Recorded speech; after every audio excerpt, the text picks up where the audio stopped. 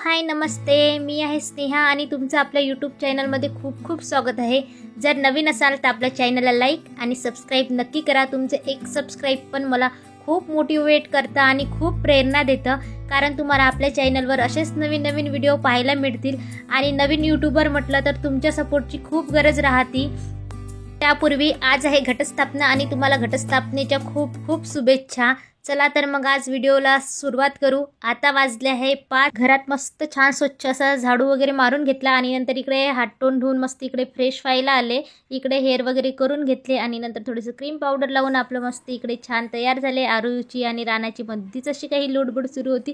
तिला म्हटलं धर बाई माझं क्रीम पावडर तरी लाव, आरू कारण तयार झालेलीच नव्हती। मधीच आरूचे थोडे लाड सुरू होते, मग तिला लाडवलं खेळवलंय आणि आरूला म्हटलं आता थांब, राहिलेली कामे मी माझी करून घेते। नंतर लागली मी माझ्या बाकीच्या कामांना, कारण भरपूर कामे बाकी होती। माझे कपडे पण झालेले होते, मला काढून आणायचे होते आणि भांडे वगैरे मला घासायची होती, फक्त तितकंच राहिलेलं होतं। आणि मला आत्याला माती पण आणून द्यायची होती, तर मग मी इकडे रेडी झाले आणि माती आणायला गेले। तिकडून मी माती घेऊन आले, कारण इकडे मातीच मिळाली नव्हती। नंतर आत्याला बसवायचे होते घट, कारण आत्याचे राहतात 9 दिवसाची 9 उपास आणि त्या पूर्वीपासूनच करतात, कारण त्यांच्या सासूचा वारसा त्यांना मिळालेला आहे। आणि सध्या तर मी करत नाही, कारण मला थायरॉईडमुळे थरथर होते जेवण वगैरे करायला।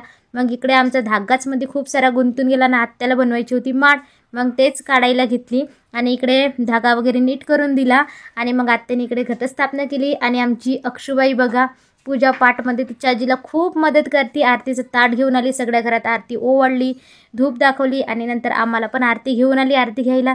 मग इकडे मी आरती घेतली, आरूला पण दिली। नंतर आत्याचं पूजापाठ झालं, आत्याने घट वगैरे बसून घेतले।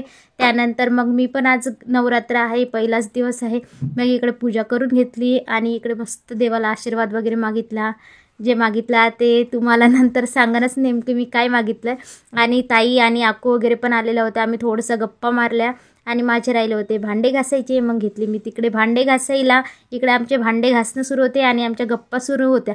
आम्ही पूर्ण 9 दिवस काय करायचं ते आमचं डिस्कस करणं सुरू होतं, की म्हटलं एक दिवस आपण मस्त कर्णपुरीच्या यात्रेत जायचं आणि हर्सूलच्या यात्रेत जायचं आणि आम्हाला लासूरलाही जायचं आहे। आत्या म्हटलं की यावेळेस आपण 5वी किंवा 9वी माळ असली की लासूरला आपण जाऊन येऊ, मग आम्हाला तिकडे पण जायचं होतं। आणि म्हटलं की आपण गरबा खेळायला यावेळेस एक दिवस नारळी बागात, एक दिवस मयूर पार्कमध्ये आणि प्रोझन मॉलमध्ये तर फार गर्दी राहते, मग तिकडे जाणं काही शक्य राहत नाही। मग इकडे आमचं असं काही फार असं डिस्कशन सुरू होतं आणि इकडे ताई आल्या होत्या। ताई म्हटलं की मी खिचडी करते, ताईने खिचडीसाठी तयारी केली आणि इकडे आत्या पण बसलेल्या होत्या। ताई मुलांना ओरडत होत्या आरू पडन म्हणून वर, आणि मग ताई लागल्या इकडे स्वयंपाकाला। ताई करणार होते खिचडी, मिरची पावडर संपलेलं होतं, तर मग मी त्यांना मिरची पावडर वगैरे काढून दिलं।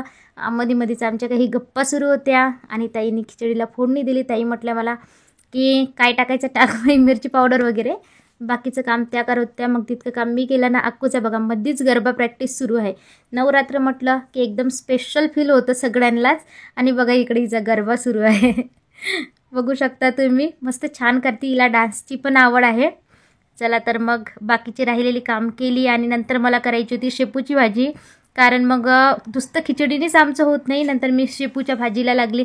इकडे कांदा टोमॅटो वगैरे कापून घेतला आणि खलबत्त्यामध्ये काय करते, लसूण हिरव्या मिरच्या थोडंसं मीठ टाकून ठेचलं, एकदम छान असा फ्लेवर येतोय शेपूच्या भाजीला। नंतर मग मी इकडे शेपूची भाजी पण करायला घेतली, होत आली माझी। आणि मध्येच कुकर नाही तेव्हा इतका धोका देते ना, नाही तेव्हा जोरजोरात सिट्ट्या होतात ना, एखाद्या वेळेस सिट्ट्याच होते, त्यामुळे भात पण दाटलेला होता।